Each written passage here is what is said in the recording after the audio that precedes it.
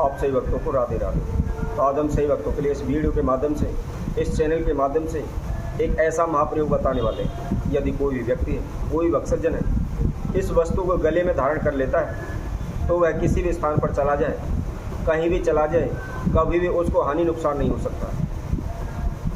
उसके समक्ष किसी प्रकार की कोई समस्या हो, किसी प्रकार की कोई दुर्घटना हो या किसी प्रकार की कोई हानि हो, वह कभी भी उसके समक्ष नहीं आएगी। उसके ऊपर कितना भी भारी से भारी, बड़े से बड़ा संकट क्यों ना जाए, वह कितनी भी समस्या में क्यों ना फंस जाए, वह चुटकी बजाते ही उस समस्या से बाहर निकल जाएगा। कोई भी बाधा, कोई भी रुकावट उसके जीवन में नहीं आएगी। कोई भी उसके जीवन में किसी प्रकार का कोई हस्तक्षेप नहीं कर सकता। तंत्र मंत्र, काला जादू, ओना टोटका उसके ऊपर कोई भी असर नहीं कर सकता। तो ऐसी वह कौन सी वस्तु है जिसको हमें गले में धारण करनी चाहिए और जिसके करने से हम प्रत्येक जगह पर सफल होते हैं, अपने जीवन में सक्षम होते हैं, कोई भी बाधा हमें कोई भी हानि नुकसान नहीं पहुंचा सकती। तो इसकी जानकारी के लिए आप हमारी वीडियो में हमारे साथ एंड तक, आखिर तक जुड़े रहें। और जिस किसी भक्तजन ने हमारे चैनल को सब्सक्राइब नहीं किया है वो सब्सक्राइब कर लें, लाइक करें तथा कमेंट बॉक्स में जाकर के राधे राधे अवश्य लिखें।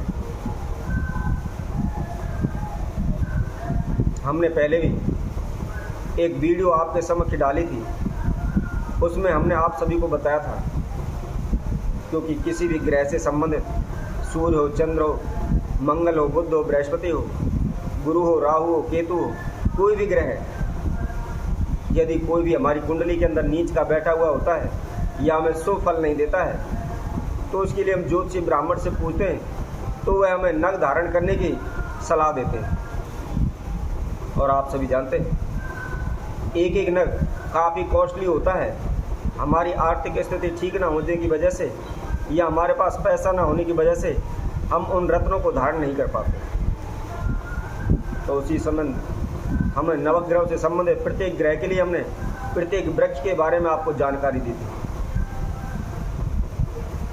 जैसे सूर्य है तो पलाश वृक्ष की जड़ धारण करें, बृहस्पति है तो उसको केले की जड़ धारण करें, केतु है तो उसकी कुसा की जड़ धारण करें।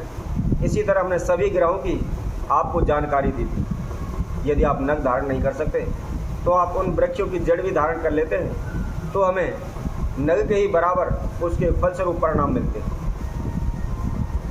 तो इसी तरह आज इस वीडियो के माध्यम से हम आपको ऐसा ही दिव्य चमत्कारी वस्तु के बारे में जानकारी देते हैं। यदि कोई व्यक्ति उसको गले में धारण कर लेता है तो उसका समस्त जीवन सुखी से कट जाता है।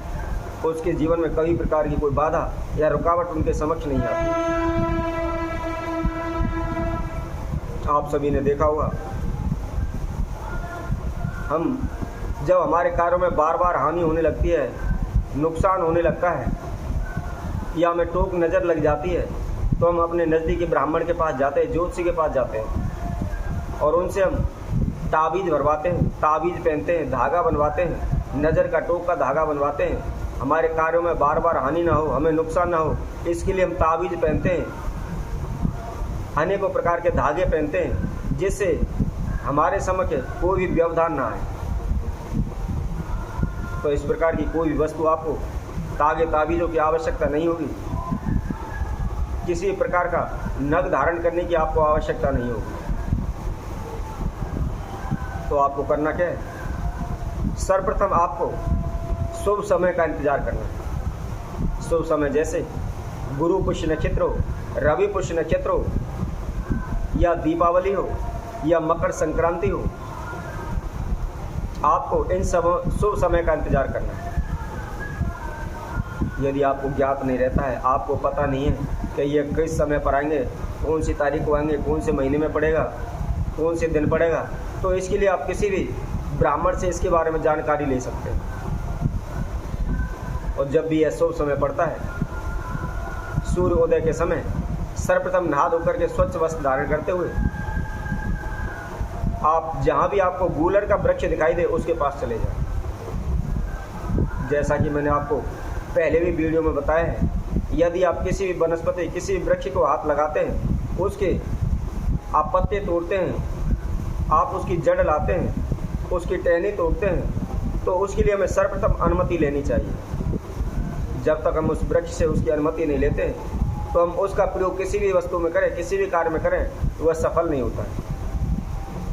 तो इसलिए सर्वप्रथम हाथ जोड़कर प्रार्थना करते हुए उनमें से अनुमति प्रदान करें, अनुमति लें, और अनुमति लेने के बाद उसकी थोड़ी सी जड़ ले आए। जड़ को ला करके गंगा जल से धो करके अच्छी तरह से शुद्ध करें।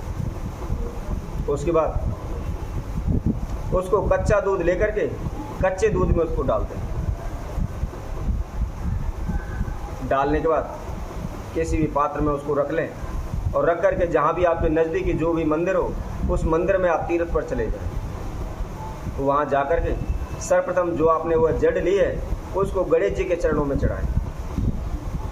चढ़ाने के बाद जिस पात्र के अंदर आपने दूध लिया हुआ था उस दूध को आप गणेश जी को अर्पित करें। तो प्रार्थना करें कि हे रिद्धि सिद्धि के दाता, हे विघ्न विनायक, हे गणेश जी, मैं आपके चरणों में बारंबार प्रार्थना करते हुए विनती करता हूँ, आपके आशीर्वाद से जो है मैं वनस्पति की जड़ लेकर आया हूँ, आज इसमें संपूर्ण शक्ति प्रदान करें, जिससे इसे मुझे धारण करने से मेरे जीवन में जो भी समस्याएं बाधाएं आ रही हैं वह सभी दूर हो जाएं और मेरे ऊपर किसी प्रकार का कोई संकट ना आए। इसके बाद ओम गं गणपते नमः इस मंत्र का आप 108 बार जाप करें। जाप करने के बाद एक घी का दीपक प्रज्वलित करें, गणेश जी महाराज की आरती करें। आरती करने के बाद उस जड़ को लेकर आप उस ज्योत के ऊपर से 11 बार घुमा लें। घुमाने के बाद यदि आप पॉसिबल हो सके तो उसको एक चांदी का ताबीज लेकर उसके अंदर उसको भर लें। यदि ऐसा पॉसिबल नहीं है तो आप उसको एक किसी भी पीले कपड़े में उसकी एक पोटली सी बनाकर अपने गले में धारण करें। वैसे तो चांदी में सर्वोत्तम माना गया है। इस जड़ को आप चांदी में भरकर लाल धागे की सहायता से अपने गले में धारण करते हैं तो आप कहीं भी चले जाइए, कभी भी किसी प्रकार का कोई नुकसान, हानि, कोई व्यवधान, कोई भी रुकावट आपके समक्ष नहीं आएगी। सभी प्रकार की समस्याएं आपसे कोसों दूर भाग जाएगी। तो इसी तरह और नई जानकारी के साथ हम आप सभी के समक्ष पुनः उपस्थित होंगे। तब तक के लिए सभी भक्तों को सुंदर ज्योति सेना तरफ से सभी को राधे राधे।